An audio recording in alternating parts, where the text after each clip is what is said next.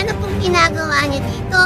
Ako ang bago niyong tagapagligtas para matalo niyo ang Hag Cholera.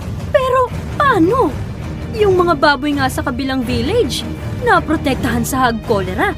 Pero nanghina naman sila.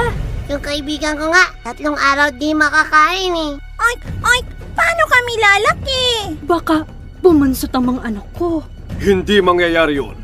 May superpowers ako na wala sa iba. All these years, nagpakalakas ako. Ha! Nagpakagaling. Ha!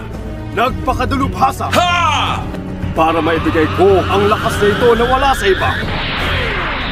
Di tulad ng iba, ang aking proteksyon ay di nagdadala ng pagtatae, panghihina, pagkawala ng ganang kumain. Mayroon akong unique strain, kaya hindi nyo mararanasan ang magkaroon ng allergic reaction dahil ang lakas ko ay galing sa isang walang katulad. Katangi-tanging Thai-verbal strain na pinalaki mismo sa mga cells ng baboy. Mula ako sa Seva! At dahil sa lawak ng impluensya, kapangyarihan at kagalingan ng Univet, nakarating ako ngayon sa Pilipinas. Oink, oink! Ngayon alam na namin. We believe in you, Master! Oink, oink! Bukas na bukas, ihahanda ko kayo. Dapat ay mabigay ko sa inyo ang aking lakas, ang aking galing, ang aking tibay laban sa Hag Cholera.